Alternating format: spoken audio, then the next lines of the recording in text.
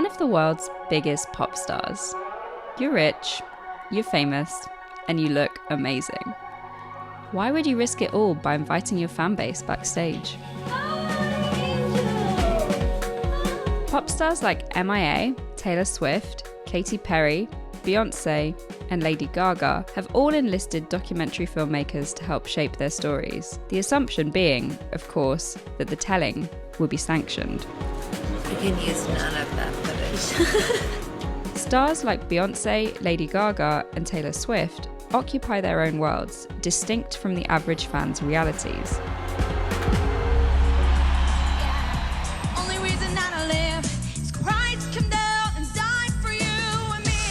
Many of these films draw from archive footage to bolster our perceptions of their subjects' pre-existing talent.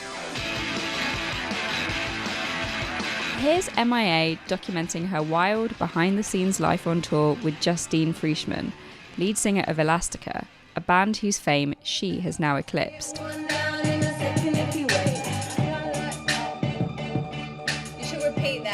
In Steve Loveridge's 2018 film Matangi Maya MIA, he uses a lot of footage that MIA had shot herself over the years to create the feeling of intimate access. Mine!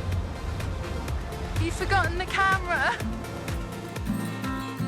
Camera phone footage filmed by Taylor Swift's boyfriend is used in a similar way in Lana Wilson's Miss Americana as an insight into the star's private life.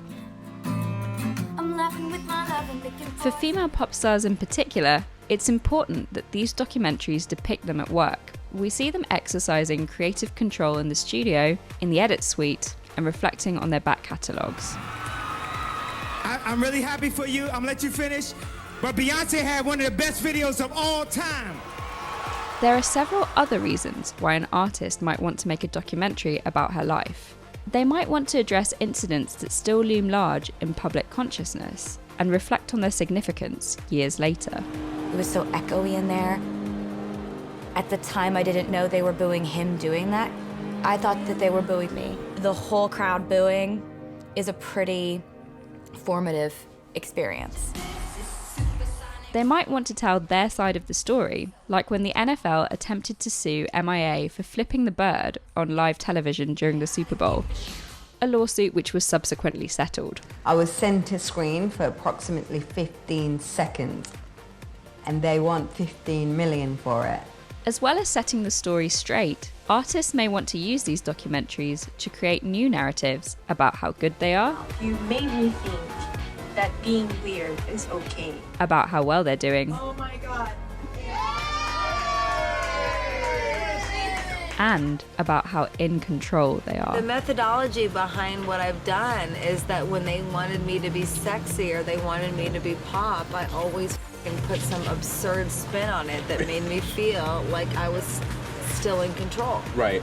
These films can also help to re-establish a star's politics. Loveridge creates a link between MIA's reading of black activist Frantz Fanon as a teenager, a formative trip to Sri Lanka, and her music video for the song Borders, a call to arms to address the refugee crisis. I need to keep the immigrant story in all my work, always, because that is what I'm trying to make sense of.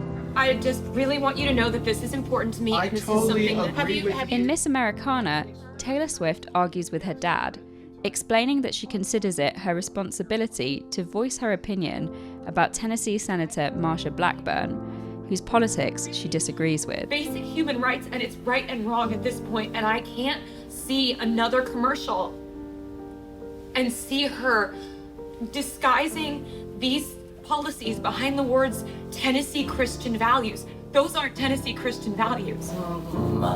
This is the build-up to Swift sending the political tweet she was advised not to send, played out for tension. 1, 2, 3, go. Oh God. I definitely pushed myself further than I knew I could. Yet despite showing how empowered their stars are, many, if not all of these films, also scrutinise the darker consequences of a woman's life in the spotlight. Something that comes up a lot in these films is disordered eating and the cost of having an ideal body. no bread, no carbs, no sugar, no dairy, no meat, no fish, no alcohol. And I'm hungry. There is also an emotional cost of being famous. Just wish I had someone to talk to right now. Pop star documentaries as a genre show how desperately lonely their subjects can become, despite being surrounded by an ever-present entourage. In Katy Perry, Part of Me, we see the heartbroken, emotionally drained Katy's face transform as she plasters on a smile and ascends to stage. The show, it seems, must go on. Scenes like these reveal fragments of vulnerability that reveal something about a star's tenacity, like when overachiever Taylor Swift learns that she hasn't been nominated for any Grammy Awards, and her expression betrays disappointment before shifting into resolve. You know what, like, this is fine. I just need to make a better record. The usually outspoken MIA admits she feels out of her depth at a political fundraising event. I don't know this world at all, so... You don't know the world of behind-the-scenes activism. And in Lady Gaga 5'2", Gaga concedes to her own vanity, even in the grip of chronic pain. Do I look pathetic? Scenes like this are why the pop star documentary endures. We watch these films for glimpses of our idols relinquishing control on their terms. And I go from everyone touching me all day and talking at me all day to total silence.